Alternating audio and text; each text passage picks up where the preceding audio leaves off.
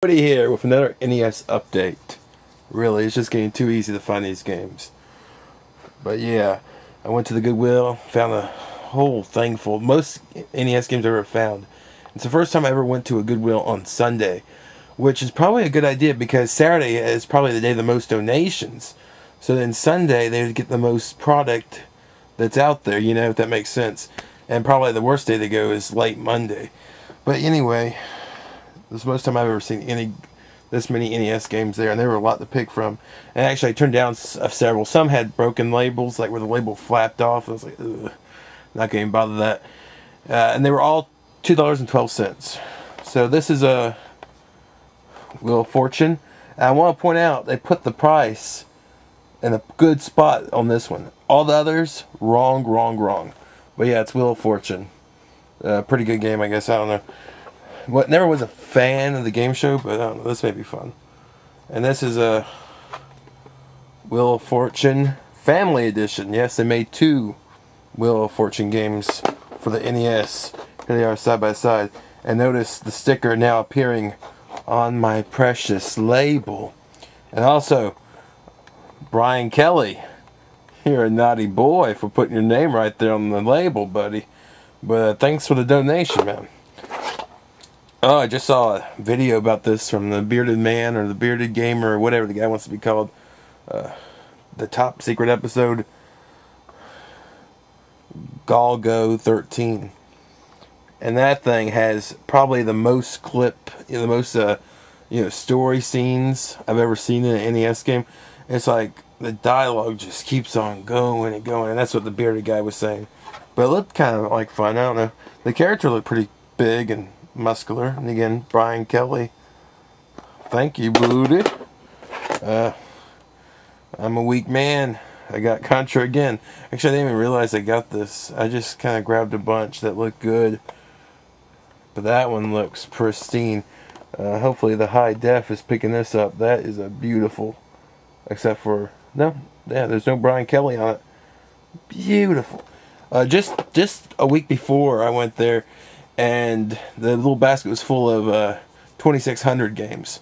So yeah, there's a lot of people going through that basket. Dick Tracy, I actually took the tag off of this one because it was on there. I remember the Angry Video Game Nerd did a review of that, and it looks pretty hard to go around and not get shot in that. It's almost impossible. Oh, another one where naughty Bryan Kelly, he put his name right on the label, but this is Sky Shark. Actually, I've never seen any footage or played this one, so that's going to be a unique experience. Right now, my NES, I got Kung Fu going, and I'm enjoying that. I like Kung Fu a lot. I didn't think I would from all the graphics and everything. They're kind of crappy, you know, but it was such an early game. But I'm going to try to beat that before I put any of these other cartridges in there. Oh, gosh. Fascinating, I think. Daggers and wing boots, mantras and monsters await you. Sounds awesome. That's a pretty good tag. I mean, not a lot of people have taglines like that. But yeah, Faxin. I thought that was a Y. Faxinadu. I've heard of that before. I think it's an RPG. It should be. It sounds like an RPG. I might have to take the tag off this one right now to be able to read the second part of it. But it's from Tecmo. Ninja, the Dark Sword of Chaos. And that sounds pretty badass, if you ask me. Anything dealing with dark swords, or anything dealing with stuff that says dark in it and sword, it can't be bad, can it? This one, I'm not sure if I already have this one or not. I'm going to have to look through my collection. If I do, I'll just stack it on top. But I got Rampage. It seems like, I know I got the N64 version. I may have this version. It doesn't look like the clip art. This may be a newer clip art, because it does say America's #1 arcade hit to try to help sell more copies. And it doesn't ring a bell looking like that to me. Who knows?